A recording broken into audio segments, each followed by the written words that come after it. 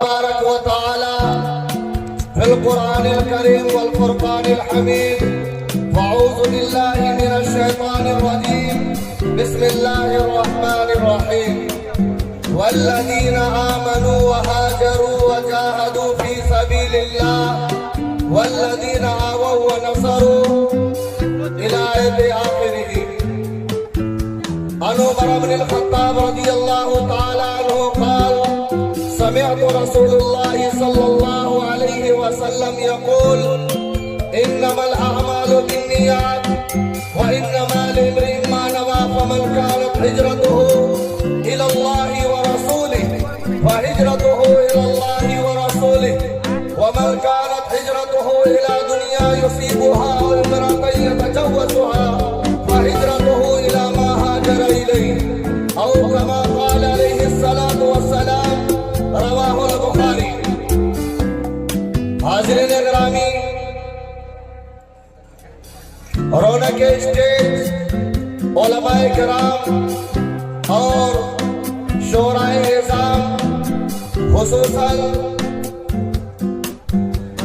اس جلسہ کے جو صدارت فرما رہے ہیں شیخ الحدیث حضرت مولانا مفتی جسیم الدین صاحب قاسمی دامت برکاتہم العالیہ، اور ہمارے استاد محترم حضرت مولانا مفتی جاوید اشرف صاحب قاسمی دامت برکاتہم العالیہ، اور گھروں کے اندر بیٹھی ہوئی، پنڈال میں بیٹھی ہوئی ہماری پردہ نشین ماں اور بہن. ابھی میں نے آپ حضرات کے سامنے قرآن پاک کی ایک چھوٹی سی آیت کریمہ اور ایک حدیث مبارکہ کی تلاوت کر کے سعادت حاصل کی ہے. اللہ تبارک و تعالیٰ سے دعا فرمائیں کہ اللہ تبارک و تعالیٰ مجھے مختصر وقت میں شرح صدر کے ساتھ صحیح بات کہنے کی توفیق عطا فرمائے، اور ہم سامعین کو اس کے اوپر عمل کرنے کی توفیق عطا فرمائے. میں آپ حضرات کے بیچ زیادہ دیر حائل نہیں رہوں گا، کیونکہ آپ مجھے بارہا علاقے میں سنتے رہتے ہیں.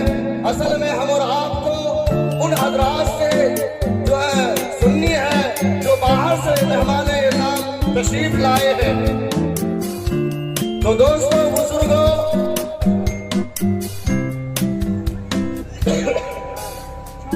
ابھی میں نے جو آپ حضرات کے سامنے جس آیت کریمہ اور احادیث مبارکہ کی تلاوت کر کے سہارا لیا ہے، اللہ تبارک و تعالی نے اس آیت کریمہ کے اندر حقیقت میں ہجرت صحابہ اور ہجرت رسول صلی اللہ علیہ وسلم کو بیان فرمایا.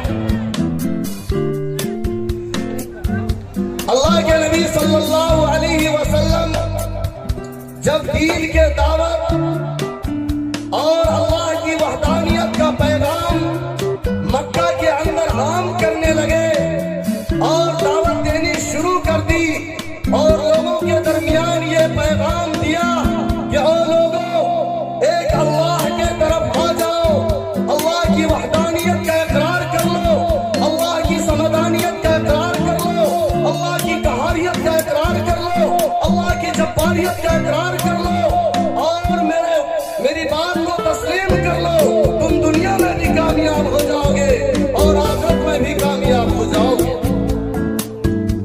شروعات میں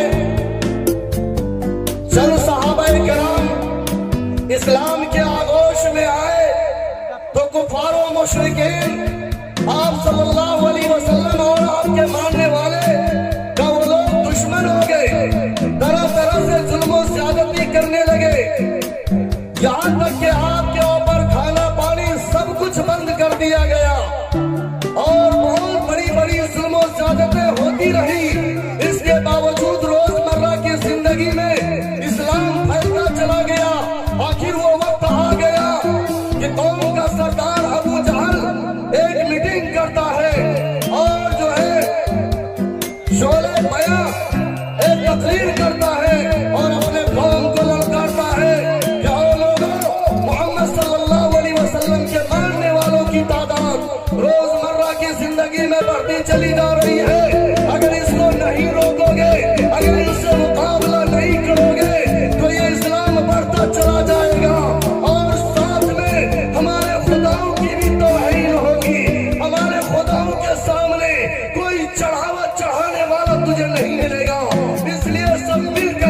اس کا بائیکاٹ کرو. تو میرے بھائیوں بزرگوں دوستوں پھر بائیکاٹ اور بھی زیادہ شروع ہو گیا. اس اقوام متحدہ کے اندر یہ میٹنگ بھی یہ بات بھی طے پائی گئی اس میٹنگ کے اندر کہ آج سے مسلمانوں کے ساتھ میں لین دین بند کر دیا جائے, مسلمانوں کے ساتھ سلام و کلام بند کر دیا جائے, مسلمانوں کے ساتھ خرید و فروخت کرنا بند کر دیا جائے. لہٰذا میرے بھائیوں بزرگوں دوستوں یہ ساری پابندیاں کا ایک پامپلیٹ کے اندر ایک بینر تلے لکھ کے خانہ کعبہ کے دیوار پہ لٹکا دیا گیا. ان ظالموں نے یہیں تک محدود نہیں رکھا بلکہ مسلمانوں کو شیب ابی طالب میں بند کر دیا گیا. شیب ابی طالب میں درختوں کے چھالے کھا کھا کر دین کاٹنے لگے اور جو درختوں کے پتے کھا کھا کر دین کاٹنے لگے. وہ وقت بھی آ گیا جب درختوں کے پتے بھی ختم ہو گئے, درختوں کے چھالے بھی ختم ہو گئے اور بھوک کی شدت کی وجہ سے وہ کمزور ہو گئے. صحابہ کرام بچے کمزور ہو گئے, ان کی آنکھوں کی بینائی ختم ہو گئی اور اس کے چلنے کی جو ہے طاقتیں ختم ہو گئی. جب یہ پریشانی کے عالم میں وہ کفار و مشرکین دیکھتا تھا تو یہ کہتا تھا کہ مسلمانوں تم اب بھی جو ہے ہمارے معبودوں کے پاس آ جاؤ, تم ایک رب کو ماننا چھوڑ دو, تم اب بھی جو ہے نبی پاک صلی اللہ علیہ وسلم کے تعلیمات کو چھوڑ دو, ان کو ماننا چھوڑ دو. ہم تم پر سے ساری پابندیاں ہٹا لیں گے, ہم تم کو راشن بھی دیں گے, ہم تم کو پیسے بھی دیں گے, ہم تم کو زمین و جائیداد بھی دیں گے, ہم تم کو ساری چیزیں فراہم کریں گے. قربان جاؤں صحابہ کے اوپر, قربان جاؤں وہ ایمان والوں کے اوپر. انہوں نے جو ہے ببانگ طور ٹنکے کی چوٹ پہ اعلان کیا, او کافروں او مشرکوں تم کان کھول کر کے سن لو, ہم آگ پہ چلنے کے لیے تیار ہیں لیکن ایمان سے پیچھے ہٹنے کے لیے تیار نہیں ہے. ہم پھانسی کے پھندوں پہ چڑھنے کے لیے تیار ہیں لیکن ایمان سے ہٹنے والے نہیں ہیں. اس لیے کہ مجھے رسول اللہ کی محبت چاہیے, مجھے رسول اللہ کی پیار چاہیے اور محمد صلی اللہ علیہ وسلم کے محبت میں ہم معاف ہو چکے ہیں. ہم مٹ جائیں گے, ہم برباد ہو جائیں گے, ہم اپنے بیویوں کو بیوہ کر ڈالیں گے اور ہم اپنے بچوں کو یتیم کر ڈالیں گے لیکن محمد کے دامن کو نہیں چھوڑیں گے. بے شمارے تکبیر, عظمت اسلام زندہ باد. اسلام نہ چھوڑا جائے گا, قرآن نہ چھوڑا جائے گا, اسلام نہ چھوڑا جائے گا, قرآن نہ چھوڑا جائے گا. میں چھوڑ دوں کل دنیا لیکن قرآن نہ چھوڑا جائے گا. پتھر کی جگہ تم سینے پر چٹان بھی رکھ دو بولے بلال, ایک ذرہ بھی پیارے آقا کا فرمان نہ چھوڑا جائے گا. پتھر کی جگہ تم سینے پر چٹان بھی رکھ دو بولے بلال, ایک ذرہ بھی پیارے آقا کا فرمان نہ چھوڑا جائے گا. وہی شیب ابی طالب کا واقعہ ہے, سیرت کے کتابوں میں لکھا یہ واقعہ.